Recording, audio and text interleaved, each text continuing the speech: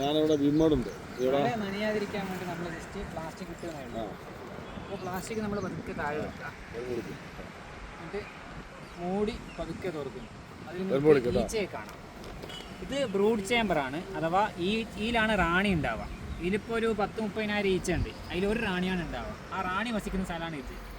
ഈ രണ്ട് തട്ടും വ്യത്യാസമുണ്ട്. ഇത് ചെറിയ തട്ടേക്കും ഇത് വലിയ തട്ടേക്കും. ചെറിയ തട്ടിലാണ് തേനറ വെച്ചിട്ടുണ്ടാവുക. അപ്പോൾ നമ്മളിത് ആ തേനറിൻ്റെ ഇത് പരിശോധിക്കാൻ പോവാണ്. ഇതിപ്പം 4 ദിവസം മുമ്പ് എടുത്ത കോളനിയാണ്. ഇവിടെ ഇപ്പോൾ സൂര്യകാന്തിക്ക് ആ ഭാഗത്ത് പൂക്കുന്നുണ്ട്.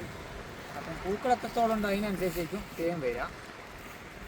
അപ്പോൾ നമ്മൾ പതുക്കെ ഇങ്ങനെ ഒട്ടിച്ചിട്ടുണ്ടാവും. അത് പതുക്കെ ഇങ്ങനെ എടുക്കുക. ഇതൊക്കെ ഒട്ടിച്ചിട്ടുണ്ട് അവർ. അപ്പോൾ നമ്മൾ പതുക്കെ വെക്കുക.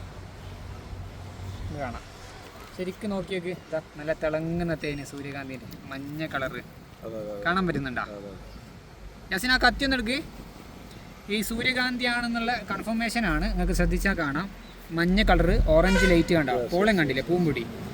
ഇതാണ് നാച്ചുറൽ പ്രോട്ടീനാണ്. ഇത് നമുക്ക് എന്ത് ചെയ്യാം, കഴിക്കാം. ചെറിയൊരു പുളിരസം ഉണ്ടാവും, പക്ഷെ പ്രോട്ടീനാണിത്. ഇതാണ് പൂമ്പൊടി. ഈ പൂമ്പൊടിയും തേനും കൂടി മിക്സാക്കിയിട്ട് ഒരു ബീ ബ്രെഡ് എന്ന് പറഞ്ഞ സാധനമാണ് ഈച്ചകൾ കഴിക്കുക. പൂമ്പൊടിയിലെ പ്രോട്ടീനും തേനിലെ വൈറ്റമിൻസും. അപ്പോൾ അടിയിലായത് നമുക്ക് എന്ത് ചെയ്യാം, മുറിച്ചിട്ടെടുക്കാം. ഇത് ജസ്റ്റ് ഇങ്ങനെ പിടിച്ച് ഈച്ച ഒന്നും ചെയ്യില്ല. ഇങ്ങനെ പിടിച്ചോ, വളരെ സാവകാശം. നമ്മളിങ്ങനെ ആക്ഷൻ കാണിക്കരുത്, ഇങ്ങനെ അങ്ങ് പിടിച്ചാൽ മതി. ലോക്ക് ഈച്ച കുത്തിയാലും വിടരുത്. എനിക്ക് തന്നിട്ടേ വിടാൻ പാടുള്ളൂ. ധൈര്യത്തിൽ നിന്നു, ഒന്നും പേടിക്കണ്ട. അടുത്ത നമ്മളെ മഹേന്ദ്രേട്ടൻ വിളിക്കും. മഹേന്ദ്രേട്ടൻ പിന്നെ പണ്ടേ ശീലമൊക്കെ ഉണ്ട്. ഞാൻ ഒന്നും പിടിക്കില്ല. ഓക്കെ, ഞാൻ വാങ്ങാം. ഇതിൻ്റെ അടിയിൽ ഒരു തേനറുണ്ട്. ഇനി നമ്മളെ വീഡിയോഗ്രാഫർ, അത് ഞാൻ ഫോൺ പിടിക്കും, നിങ്ങൾ പിടിച്ചോ. പേടിക്കണ്ട, കുത്തൂല എന്നുള്ള. ഞാൻ ഇന്ത്യയിൽ ഏറ്റവും അനങ്ങാൻ പാടില്ല കേട്ടോ. അനങ്ങിയാൽ ഈച്ച കുത്തും. അങ്ങോട്ടും ഇങ്ങോട്ടും വളരെ സാവകാശം. അതിൽ തേൻ കാണാൻ പറ്റുന്നില്ലേ? ഇത് ആദ്യമായിട്ടാണ് പിടിക്കുന്നത്. ഇടയ്ക്കിടയ്ക്ക് പിടിച്ചാൽ മതി. അപ്പൊ ഇതില്ലേ, ഇതെനി എന്ത് ചെയ്യും, കണ്ട തിളങ്ങി നിൽക്കുന്നത് ഈ തേൻ ഇവർ മറിഞ്ഞു പോവാതിരിക്കാൻ വേണ്ടിയിട്ട് ഒന്നും കൂടി കട്ടിയാക്കിയിട്ട് മുഴുവൻ ഭാഗം സീൽ ചെയ്യും. അങ്ങനെ സീൽ ചെയ്താൽ മാത്രമേ ഈ തേന് ക്വാളിറ്റി ഉണ്ടാവുള്ളൂ. ഇതിപ്പോൾ നമ്മൾ എടുത്തു കഴിഞ്ഞാലും തേൻ തന്നെയാണ്, പക്ഷേ ഇവർ തന്നെ എന്ത് ചെയ്യും, ചിറകടിച്ചിട്ട് ഇതിലത്തെ ജലാംശം കണ്ടോ, ഇതൊന്ന് അടച്ച് കണ്ടില്ലേ, ഇതാണ്ടാ, ഇത് അടച്ചതാ. ഇതേപോലെ മൊത്തം അടുക്കും.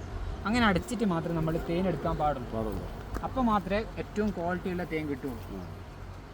ഒരു 8 ദിവസമൊക്കെ ആകുന്ന സമയത്ത് ഇപ്പോൾ അടുക്കൽ ഇതുവരുടെ മെഴുക് ഗ്രന്ഥിന്ന്, ഇവിടെ ഈച്ചയുടെ വയറിൻ്റെ അടിയിലുള്ള മെഴുക് ഗ്രന്ഥിന്ന് നാച്ചുറലായിട്ട് വരുന്ന വാക്സാണ്. ഇതാണ് നമ്മുടെ ലിപ് ബാം, മോയ്സ്ചറൈസർ, അതിൻ്റെ ബേസാണ് സാധനം. അപ്പോൾ നമുക്ക് ഇതൊക്കെ ഒരു എക്സ്ട്രാ പിടിപ്പിച്ചതാണ്. അപ്പം ഇങ്ങനെ എക്സ്ട്രാ ഇവരെ കൊണ്ട് പിടിപ്പിച്ച് കഴിഞ്ഞാൽ ഇവർ തോന്നിയ പോലെ തേനറ നിറക്കും. അപ്പം അതിന് പകരം നമ്മൾ ഇങ്ങനത്തെ കൃത്യമായ ഫ്രെയിം ഇട്ട് കൊടുത്തു കഴിഞ്ഞാൽ നമുക്ക് പണി എളുപ്പമുണ്ട്, നല്ല പ്യുവർ സാധനം കിട്ടും. കിട്ടിയോ? ചീച്ചന്റെ ഈ കുത്ത് നല്ലതാട്ടാ, ഇടക്ക് വെട്ടുന്നത് നല്ലതാ, അതായത് വാദത്തിനൊക്കെ ഏറ്റവും നല്ലതാ. അപ്പോൾ നമുക്ക് ഈ ഒരു കഷ്ണം നമുക്ക് എന്ത് ചെയ്യാം, ഇത് ആർക്കാ പിടിക്കേണ്ടവാ.